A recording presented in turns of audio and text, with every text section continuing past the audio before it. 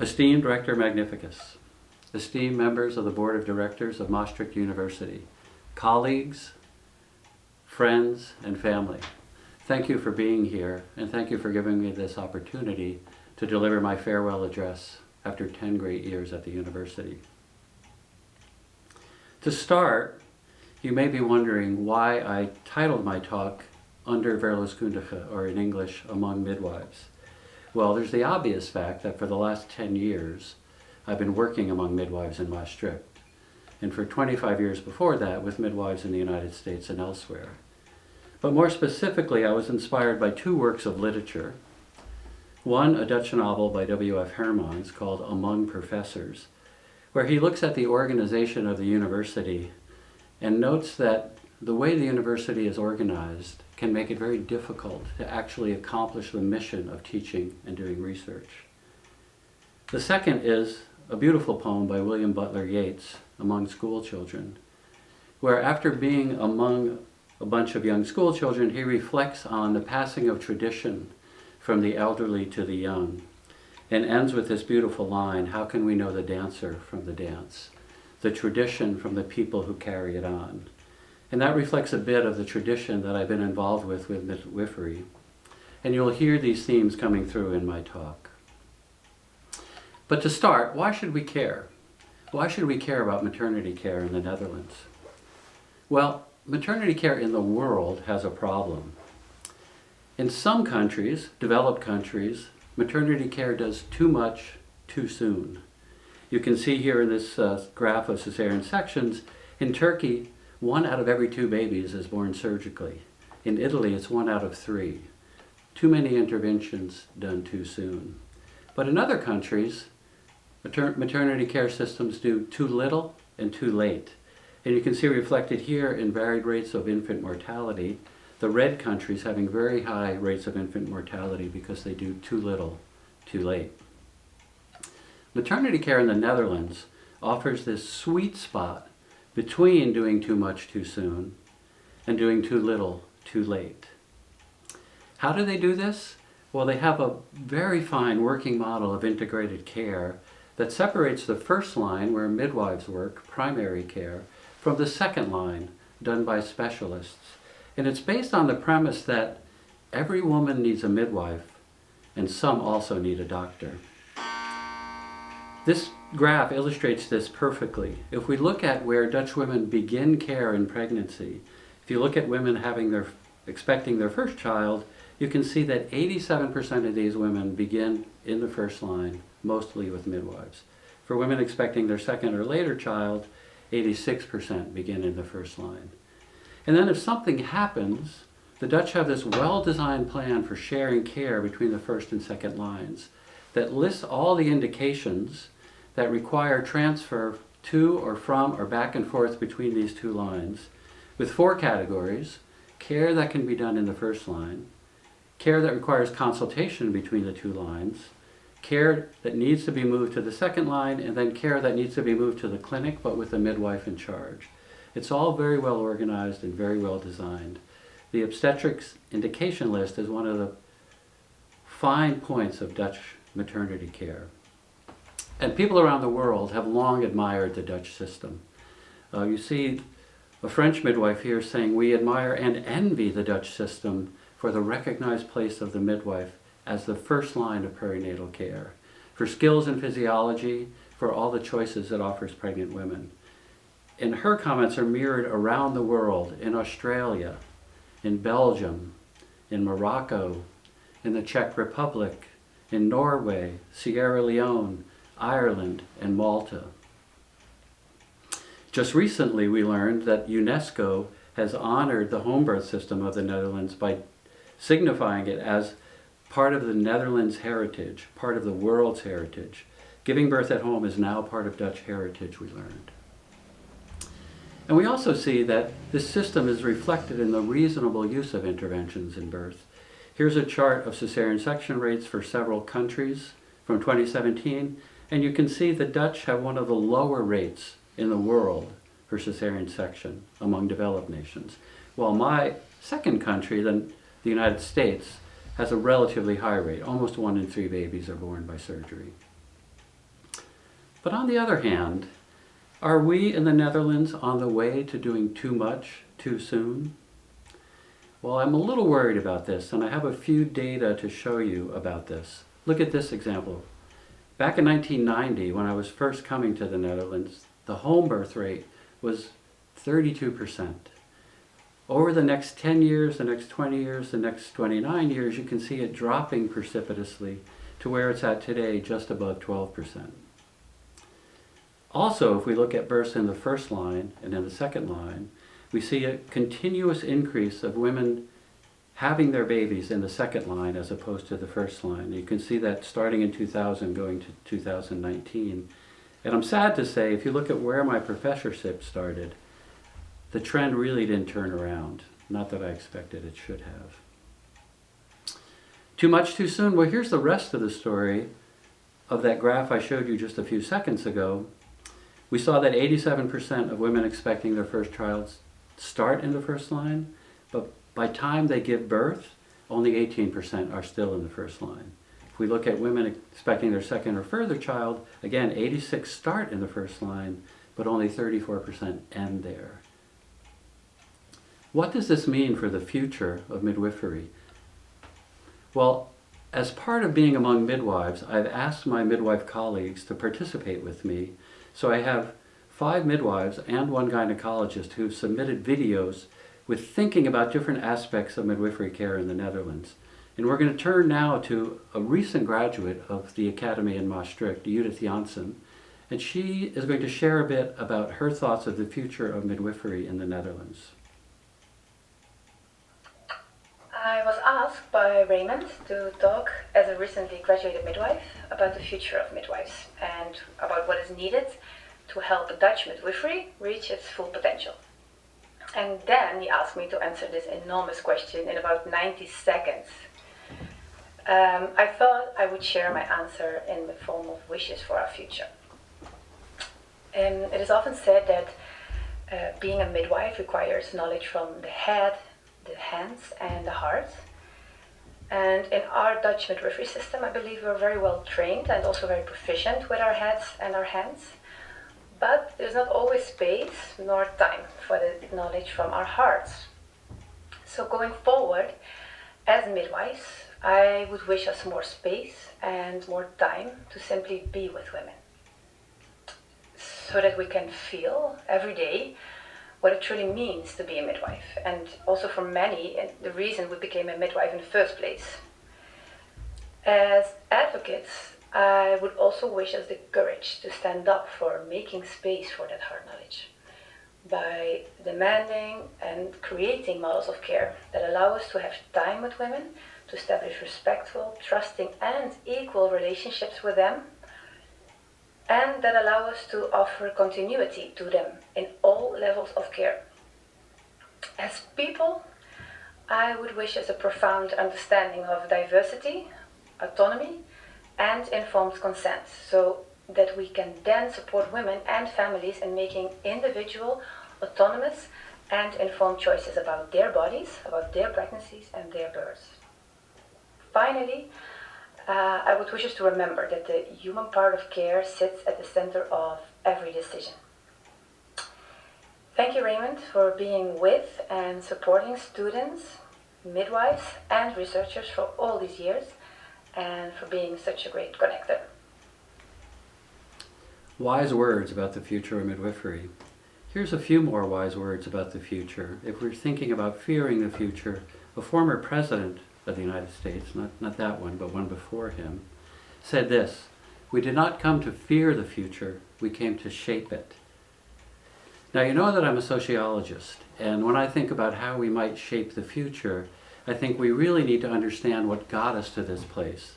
And I've been inspired by the words of a famous anthropologist, Cliff Geertz, who said, when you want to study other people's culture, first you need to discover who they think they are, what they think they're doing, and to what end they think they're doing it. And this is how I want to look at what I've learned in the last 10 years among midwives. I really have a simple 4-part story I want to tell you. First, I want to look at the organization of maternity care in general, and then more specifically at changes I'm seeing in the organization of maternity care in the Netherlands. And then ask the question, can science save us? Can they change the direction we're going in the Netherlands? And finally, look at ways to turn the tide and to bring us back to respecting physiological birth.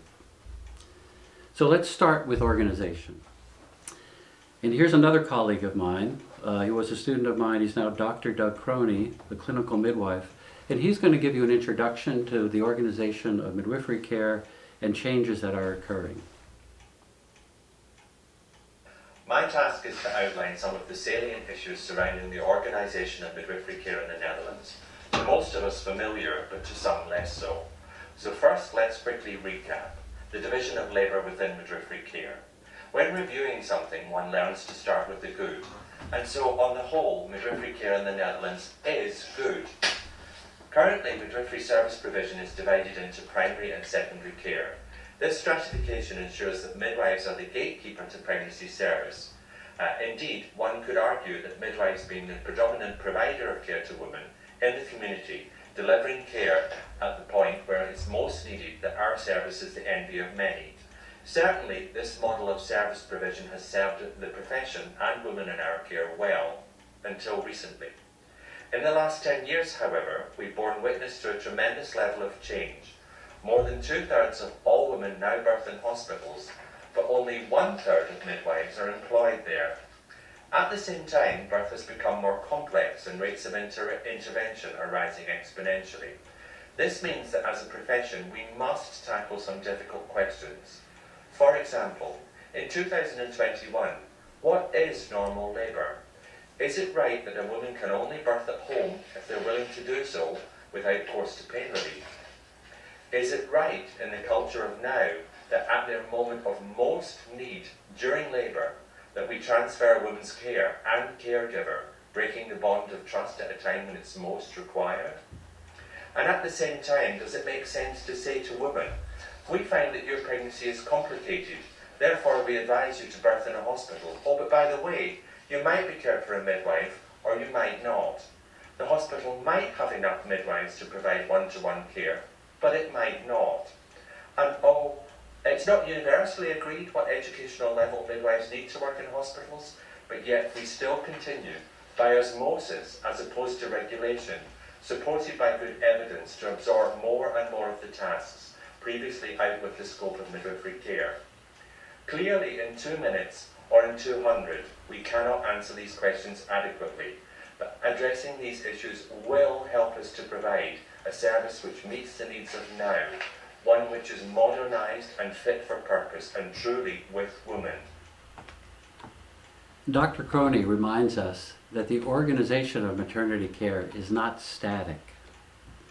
It changes in relation to the costs of care, to new technologies that appear, to new research that is done, to the attitudes of care receivers and caregivers, to ideas, changing ideas about risk and safety, and those sorts of things. But as we think about the changes that are coming, both in general and specifically to the Netherlands, I want you to keep in mind that the way we organize care for pregnancy and in birth will determine if we respect birth or if we bend the biology of birth. Let me give you an example of this. Some colleagues and I have done research on the timing of birth, looking at how the way care is organized affects when birth occurs. First, we looked at length of pregnancy, and we compared women giving birth at home with women giving birth in the hospital. What we discovered is this: if you look at women giving birth out of the hospital, at home and in birth centers, the modal length of pregnancy is what we'd expect it to be, 40 weeks. That's what we've assumed was a normal length of pregnancy. But when we look at women giving birth in the United States in the hospital, we discovered that the bell-shaped curve is centered on 39 weeks. So the way care is organized has actually shifted the length of pregnancy back by an entire week. What about if we look at the timing of birth by day of the week? Well, this graph tells you something very interesting. If you look at out-of-hospital births, you see that they're as likely to occur on any day as any other, about 14% every day of the week, Sunday through Saturday. But if you look at women giving birth in the hospital, you find that those births are much more likely to happen on weekdays and less likely to happen on weekend days.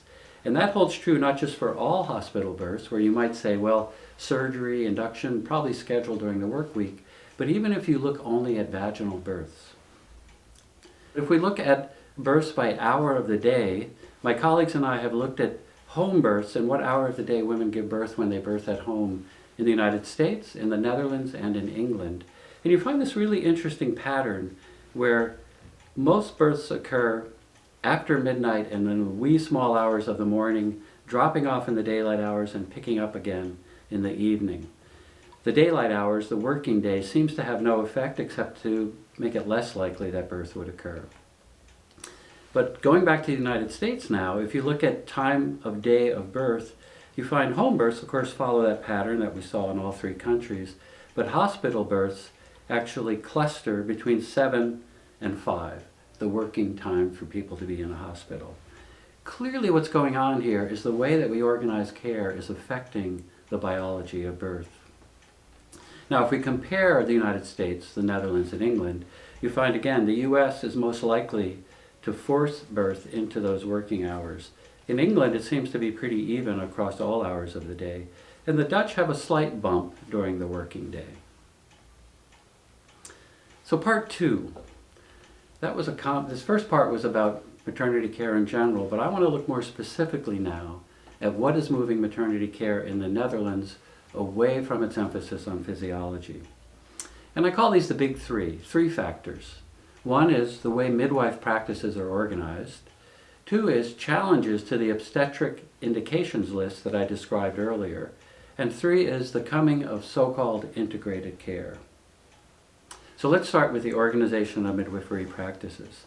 One thing that strikes you if you look at how midwifery has changed in the way it organizes itself over the last 30 years is this graph. Back in 1980, well, that's 40 years ago, 82% of all midwives worked in solo practices. By 2018, that number had dropped from 80 to 10%. Now, surprisingly, on the other end, in 1980, only 3.5% of midwives worked in group practices. That's 3 or more midwives. But by 2018, that number was 73%. Now, there's reasons for this, and I understand that, but we also know that when midwifery is done in group practices, it affects the level of intervention and satisfaction with care.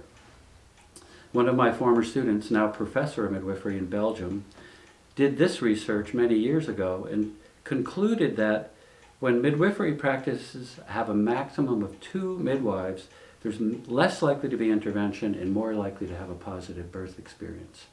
More recently, a colleague of mine in Maastricht, Dr. Pien Offerhaus, also a midwife, has done research on caseload midwifery and shown the effect of that on outcomes of care. I'll let her explain.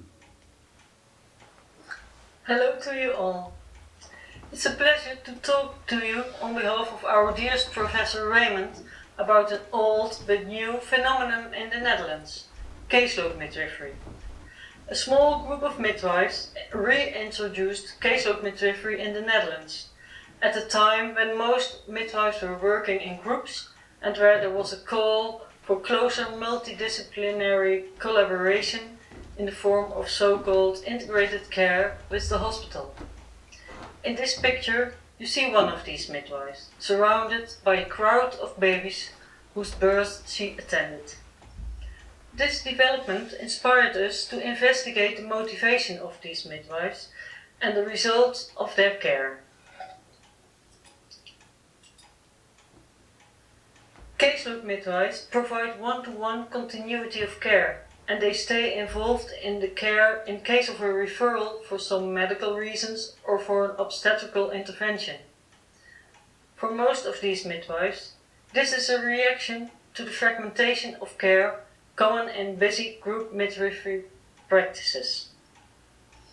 Caseload midwives describe themselves as advocates of physiological childbirth, although the autonomy of women is the main focus in their care. Here we see the outcomes of their care compared to the care in regular practices.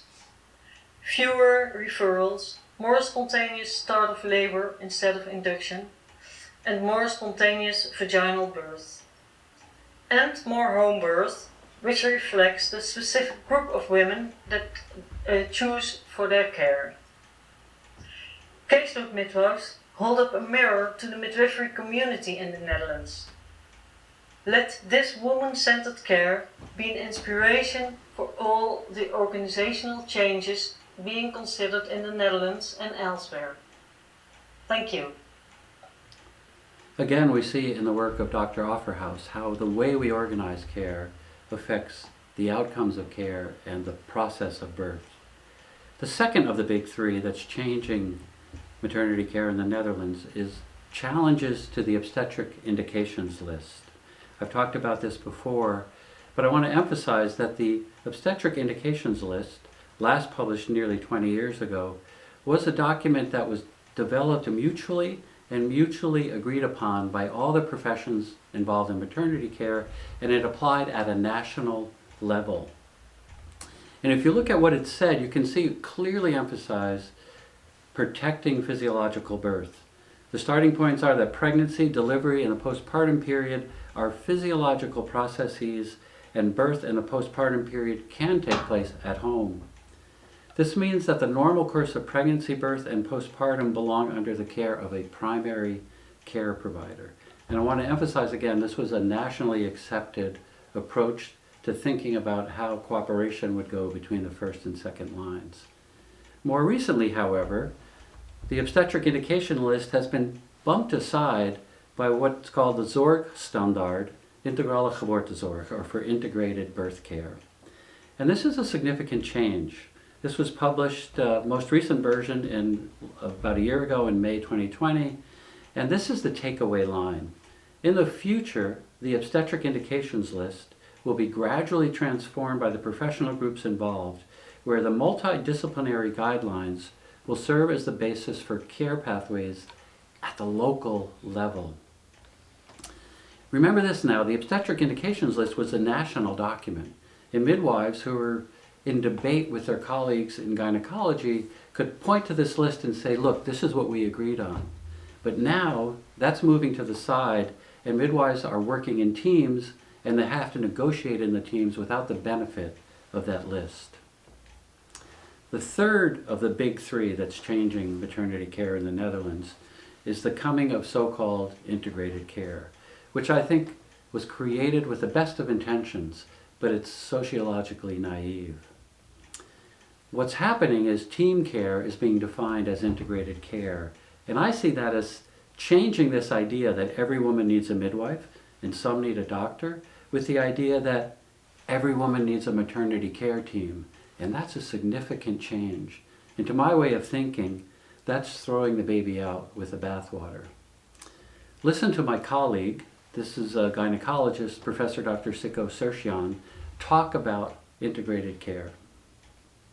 When opening a book, lastly, a newspaper article from the early 1980s fell out of the book.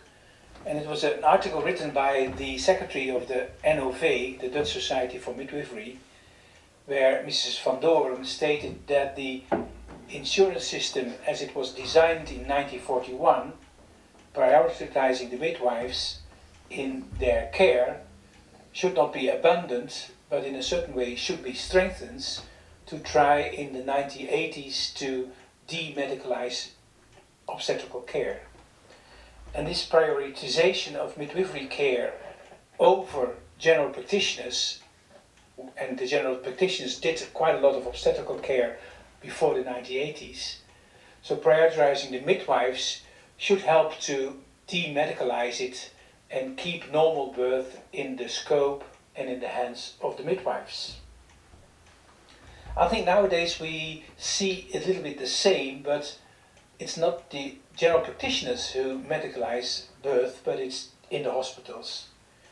And the increase in hospitalization, and especially the enormous increase in inductions of labor, it's good to realize that the Netherlands is one of the countries with the highest induction percentage.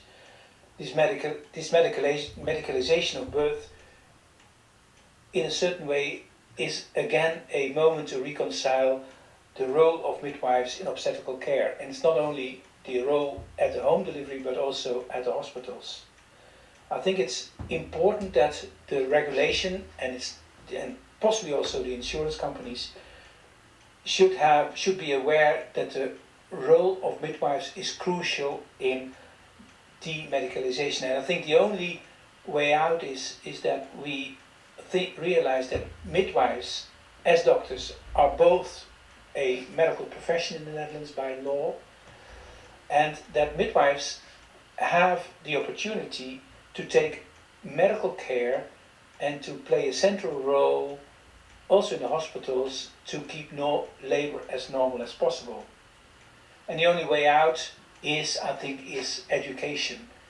So that midwives are educated in such a way that they are real companions to doctors, that they operate at the same level as doctors, that they have the same scientific background as doctors, and I think it's crucial that they are trained at an academic level. So before we decide to get the walls between obstetricians and midwives who partitionize their care, before we decide to get these walls away, I think it's crucial that midwives and doctors have the same equal position in medical care around normal delivery. You can see that Professor Sertian is concerned about this idea of taking away the division between the first and second line and making them one team, and he's afraid that that will result in more medicalization of birth, which indeed is what we're seeing in the Netherlands. And this brings me to what I call the fallacy of geen doel op zich, or in English, the fallacy of not an end in itself. In my 10 years working as professor, I often heard this line: thuisbevalling is geen doel op zich. Home birth is not a goal in and of itself. I've also heard it used other ways, like preserving midwifery is not an end in and of itself. Limiting interventions in birth, not an end in and of itself. All of these lack a sociological understanding of how organizations work. Let me tell you what I mean, give you a couple examples from the Netherlands. Look at this research, again from my colleague Pien Offerhaus, who we heard from before. She looked at intrapartum, that is during labor, referral rates from the first line to the second line, and noticed for first-time moms and second and later-time moms, those rates were going up, and you can see that change between 2000 and 2008. But what she also noticed is that the interventions were not going up in parallel to that. So now this can make you think two different things. Are midwives referring too quickly because they're sending women to the hospital and we don't see any further need for interventions? Or are obstetrician gynecologists being very conservative in treating these women? Another example is one I've already used. Here's the normal curve of birth when it's done at home. And if you look at births in the hospital that are only vaginal births in the Netherlands, you find that hospital births more or less follow that pattern. And I want to assert why. Because the Netherlands has a model of home birth that makes people in the hospital think about physiology and think about what's possible. There are also midwives working in the hospital, which make obstetricians become more conservative.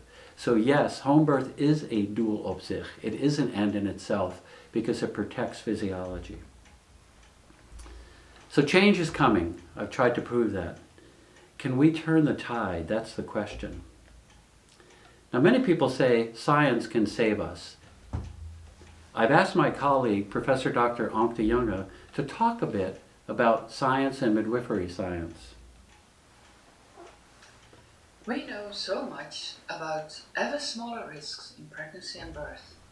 Many studies have been conducted into how to prepare the cervix for labor, when to augment labor with oxytocin, and how long a woman should push before we assist her with a vacuum birth. But what do we know about how we can help a woman feel confident in labor, so that her fight or flight response decreases and her natural oxytocin can do its work? How much do we really know about what kind of support works for each individual woman in every labor situation? We know much more about the technical things we do than about the kind of support we give. This supportive midwifery care is still largely based on experience, tradition and culture. We need science to make this care visible so that we can measure and evaluate it, examine what works and what doesn't, and to make sure that all women receive this midwifery care to the highest standard. Dear Raymond, thank you so much for helping to kickstart midwifery science in the Netherlands, together with your colleagues in Maastricht. You are as versatile as midwifery itself. When I think of you, I think of an American and a Dutch. I think of a social scientist and a midwife. Surely, if you have come all the way from the US because you felt it was important to help build midwifery research in this country, I don't have to say anything else about the importance of science to our profession and most importantly to women and their families. And it is true that midwifery science has really grown in the Netherlands. We now have 4 Dutch midwives who are professors, 2 in the Netherlands, 1 in the UK, and 1 in Belgium. And these midwifery scientists are making a difference. They're asking questions oriented to physiological birth and to midwifery and not just to obstetric science. But, there's always a but, science is also a social product. Extra scientific factors determine things like what gets studied in the first place, as Anke pointed to, how research is designed, how the findings of research get interpreted, where those findings are reported, how those findings are taken up by the media, and in turn, how findings affect policies. We know that facts are stubborn. People say that. Facts are stubborn. You can't fight with facts. But people are more stubborn, as we've learned recently in our country. Facts don't necessarily change people's minds. And it's not just Trump supporters. I want to tell you a quick story about science in the Netherlands, showing you the social influence on research and the results of research. This study, published in the British Medical Journal, was a key turning point in policy about maternity care in the Netherlands. Published in 2010, it looked at the difference in mortality between women being cared for by midwives of primary care and midwives of higher risk being cared for by gynecologists. And as you can see, their conclusion, infants of pregnant women at low risk whose labor started in primary care under the supervision of a midwife had a higher risk of delivery-related perinatal death, compared to pregnant women at a high risk in secondary care under the supervision of an obstetrician. Completely opposite to what you would have expected, and it dropped like a bombshell in the Netherlands. Now, some Dutch researchers, some midwifery scientists, wondered about the quality of that research. And there were some problems with the fact that the database used for the denominator was not the same as the numerator and how start of labor was defined. So they redid the research in Amsterdam. The previous study was done in Utrecht. And they were much more careful about the way they used their data and the way they defined things. And in redoing the study, they came to a completely different conclusion. A low absolute risk of intrapartum and neonatal mortality, comparable for primary versus secondary care, and interventions for women in primary care were much lower. That was published 5 years later. And then part of that group, gynecologists, obstetricians, were not really happy with that conclusion, so they reanalyzed the data, published that data 3 years later in BMJ Open, not quite the same as BMJ, and they came to this kind of interesting conclusion. It almost amuses me. Among low-risk women, midwife-led care at the onset of labor was associated with a statistically non-significant higher mortality rate, which means it was an artifact, which means it wouldn't apply to a larger population. Nevertheless, they published this study. Now, what's interesting to me is where were these studies published? So the first study, the one that made such a difference, was published in a very important, well-known journal with an impact factor of 30.2. Now, an impact factor measures how often the journal gets cited, how often it gets read, meaning it's going to make a difference in the world of science. So that first study that said the Dutch system is not working well, done by gynecologists, was published there. The second study, showing the Dutch system is working exactly as it was designed, was published in the journal Midwifery with an impact factor of 1.7, much less. A great journal, but mostly read by midwives. And the third study, with that idea that the Dutch system is questionable, done by gynecologists, was published in BMJ Open with an impact factor of 2.4. So you see where research ends up and where it is likely to get published is really important. Maybe more important is how the media picks up these studies.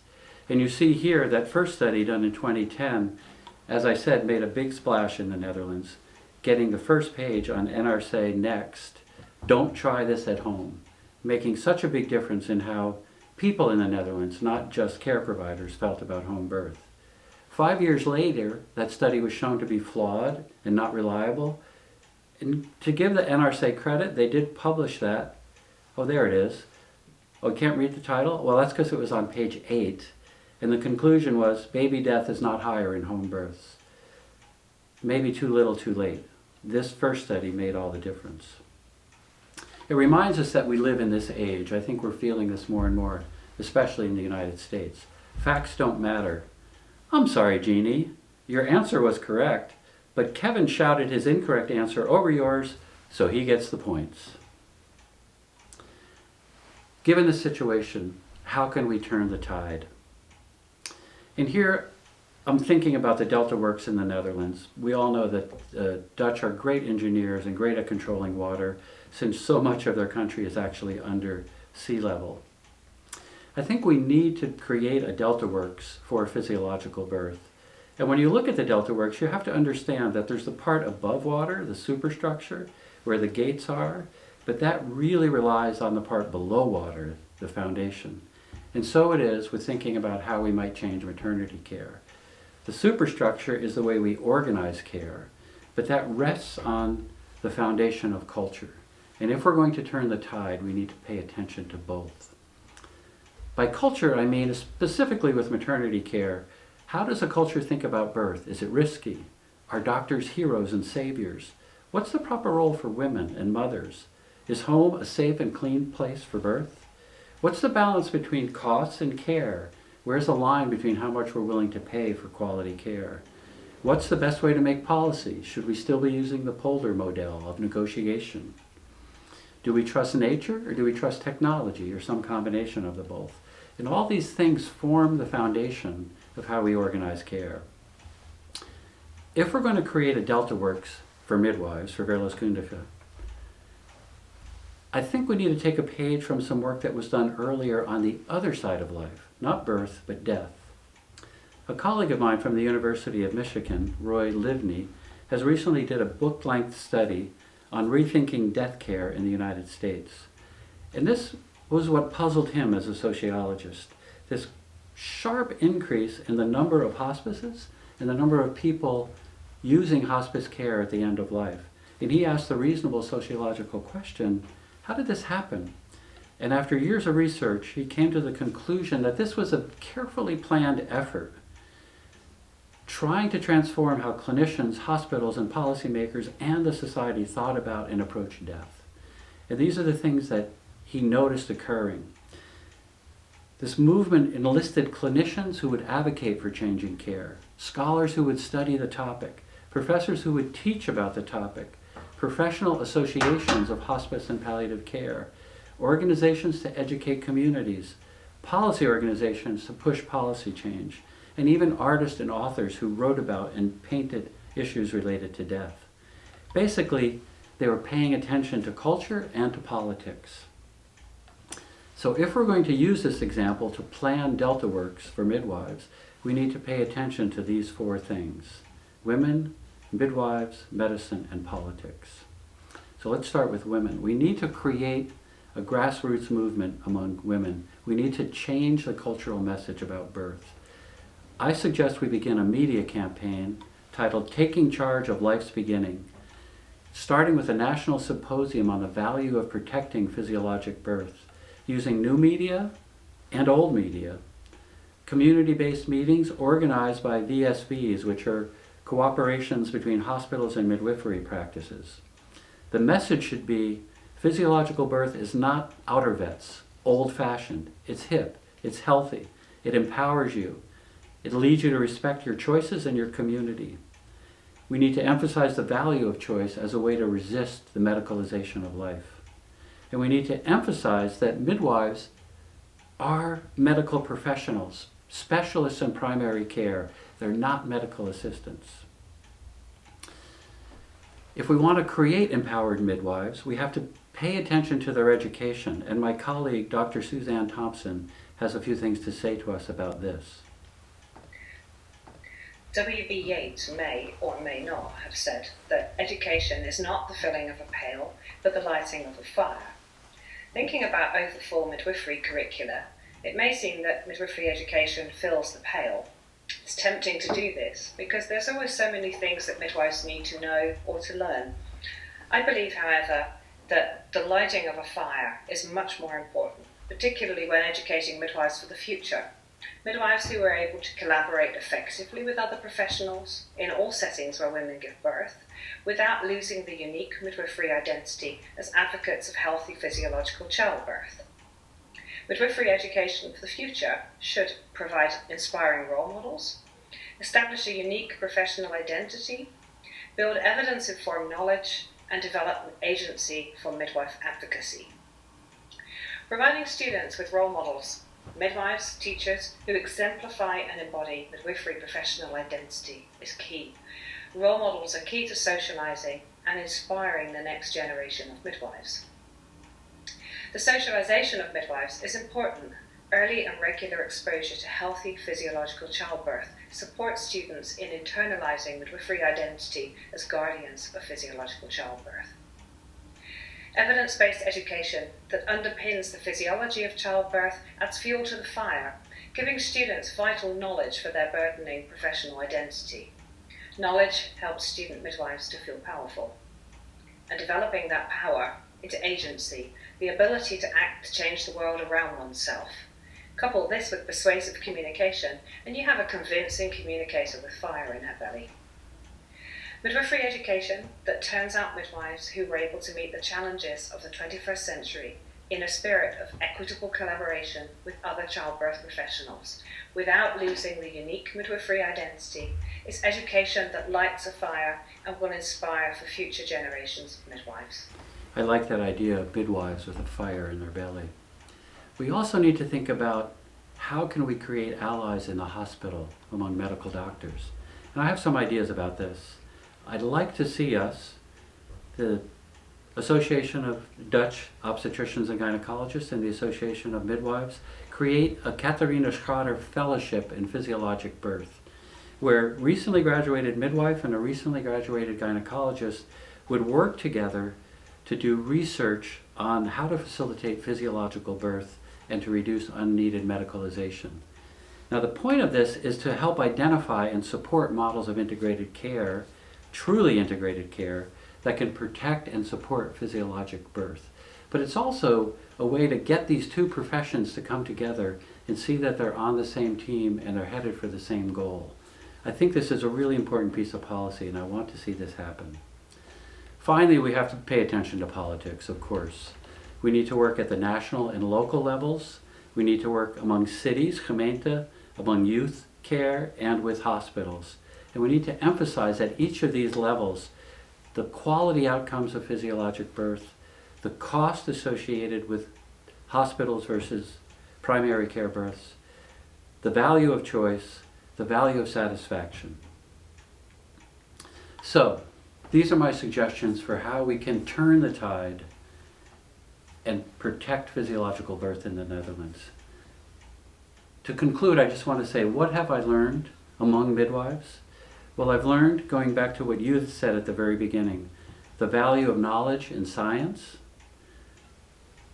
the importance of how we organize care and how it affects the way birth is accomplished, and finally, paying attention to the heart, as Judith reminded us, and the need to honor the tradition of wisdom and presence that is midwifery. Thank you for being here. Thank you for the opportunity to be a professor. And I have just a few words of thanks to certain groups of people. First of all my colleagues at the Academie, thanks to you for putting up with me, coming and going, and all the support you've given me and all the great treats that were available there on the second floor. For the university, Many people at the university helped me, but these two have been particularly significant in creating the chair and supporting the chair. And of course, at the academy, these two people have been really crucial. These were the two people who hired me, these 10, 11 years ago. There are too many people at the Dutch Midwife Association to thank, so I just want to say thank you to the KNOV. And I also want to thank these gynecologist obstetricians who worked with me, most of whom are members of the Dutch Association of Obstetricians and Gynecologists. Most important, I want to thank these people, and these are my PhD students, most of whom have finished their PhDs, some are still working on them. I've learned so much from you. It's been so much fun to work with you all. And then some colleagues from the past. This is the Birth by Design group that I've worked with for many years. And of course, most importantly, the people who are willing to put up with my comings and goings. And that's my family. Thank you again. Ik heb gezegd.